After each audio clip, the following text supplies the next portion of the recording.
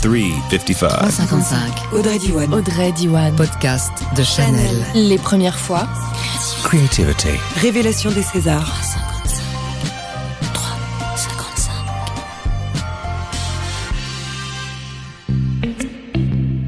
Bienvenue au 355 Les premières fois, le podcast de Chanel. Je m'appelle Audrey Diwan, je suis réalisatrice et auteure venant tout juste d'achever mon premier long métrage. Une première fois, c'est toujours un bouleversement, une césure, quelque chose qui nous change du tout au tout. C'est de ce moment charnière dont nous allons discuter dans ce podcast avec mes invités, Révélation des Césars. Jeunes acteurs, actrices, ce sont les espoirs du cinéma français. Ils vivent leurs premières expériences à l'écran. Pour les guider, et parce que le cinéma est aussi et avant tout une histoire de transmission, ils sont accompagnés d'un parrain, d'une marraine, qui nous rejoindront au cours de ce podcast pour évoquer leurs premiers pas, l'importance de ce moment initial dans une carrière de cinéma. Avec la complicité de la maison Chanel qui soutient le projet des Révélations et les activités de l'Académie dans la reconnaissance et la découverte de talents, ils sont tous réunis au Petit Palais le temps d'une soirée. 355. Je reçois Roman Kolinka, qui tient le rôle principal dans Maya, dernier film de Mia Hansen-Løve. L'histoire d'un reporter de guerre qui revient de Syrie où il était maintenu en captivité. Il part ensuite en Inde, à la recherche d'un ailleurs, d'une autre vie, et redécouvre le sentiment amoureux. Avec sa douce mélancolie, Roman Kolinka est devenu l'alter ego de la réalisatrice, avec laquelle il tourne pour la 3e fois. Il est ce soir accompagné par un de ses amis, l'acteur Gaspard Ulliel. 355. Le podcast de Chanel. On est amis avant, ça n'a rien à voir avec le cinéma et je dois dire qu'à chacun des nouveaux rôles, tu me surprends et tu m'éblouis à chaque fois davantage. Voilà, et je suis très fier de toi. Je voudrais remercier évidemment Gaspard d'avoir accepté, même s'il ne pouvait pas vraiment refuser puisque ça mettait une amitié en péril. Et je voudrais aussi remercier ma réalisatrice fétiche, Mia Hansen-Løve. Creativity. Roman Kolinka, bonsoir. Bonsoir. Gaspard Ulliel, bonsoir. Oh, c'est très solennel, là, on se croirait à la télé et tout. Quoi. Mais sans l'image, c'est d'autant Voilà, plus c'est intéressant ça. qu'on est Voilà. solennel pour rien en fait. On est très solennel parce qu'on parle des premières fois et que les premières fois c'est toujours un peu intimidant. Moi c'est la première fois que je fais ce genre d'exercice, donc ça explique tout à fait mon ton.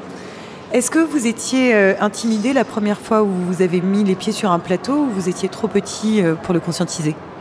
Je pense que j'étais trop petit et comme j'ai été élevé très tôt dans ce milieu, je pense que j'ai eu moins d'appréhension que quelqu'un qui commencerait vraiment pour la première fois arriver comme ça sur un plateau. Mais ouais, il y a toujours un peu d'appréhension quand même.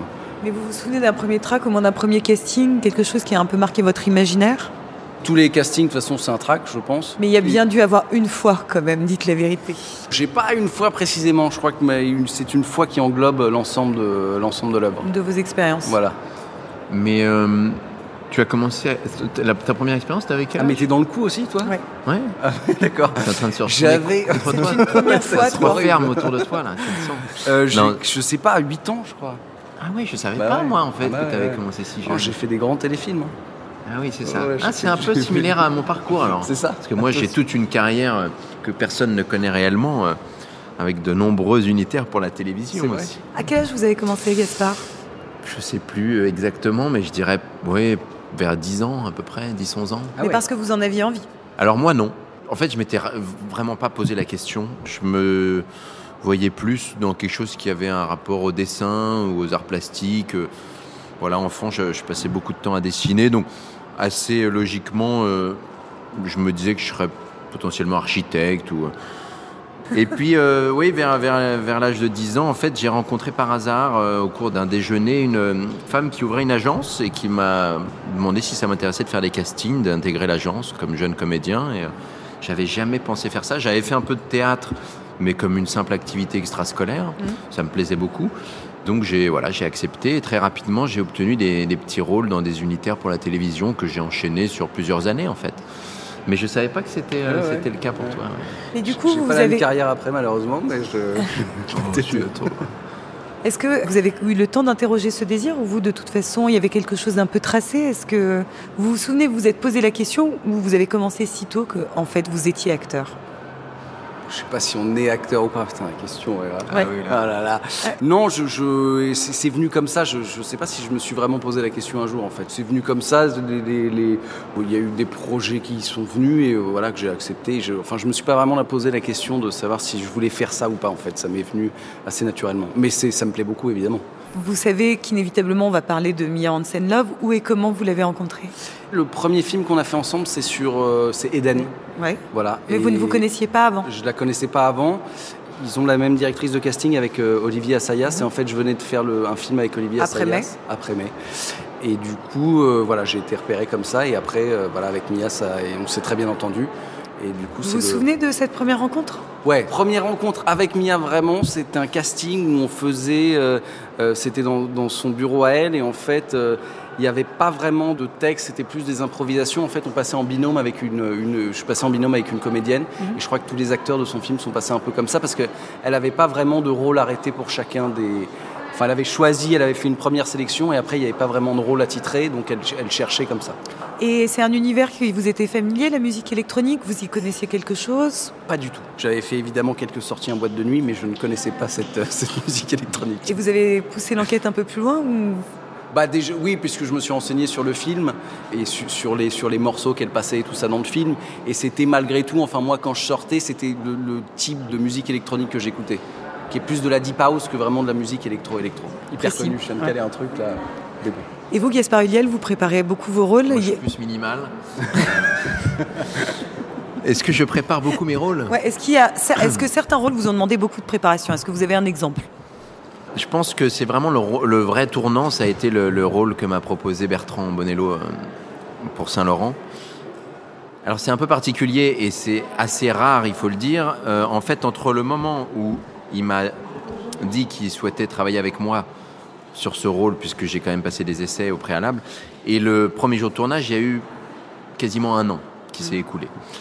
Ce qui est assez rare et ce qui est quand même un luxe indéniable et qui m'a permis, moi, pendant 1 an, faire des recherches et digérer tout un tas de lectures, d'images, d'informations, d'idées. Vous étiez même approprié la diction un peu d'Yves Saint-Laurent. Vous avez travaillé là-dessus ? Oui, j'ai beaucoup écouté. Enfin, le peu d'enregistrements que j'ai pu trouver, parce qu'il y en a malheureusement assez peu. Mais ça a été un vrai travail très approfondi.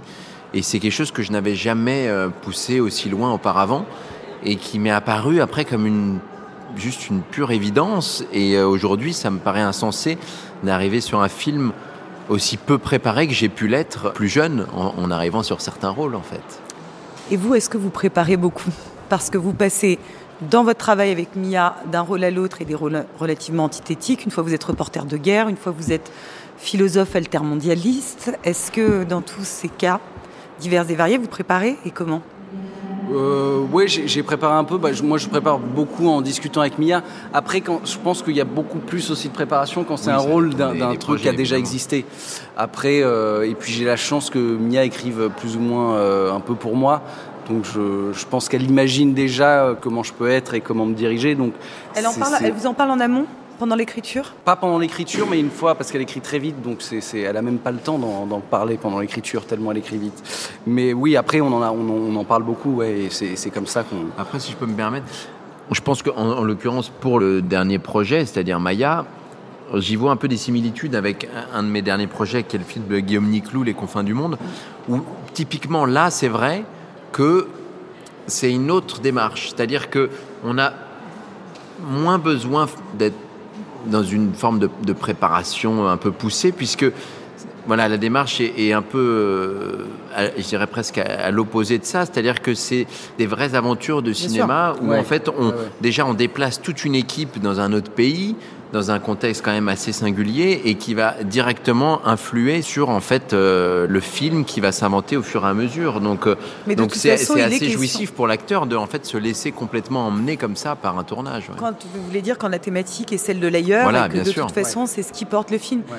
Est-ce qu'il y a eu des moments de découverte et de lâcher prise ? Est-ce qu'il y a eu des inattendus pendant ce tournage ?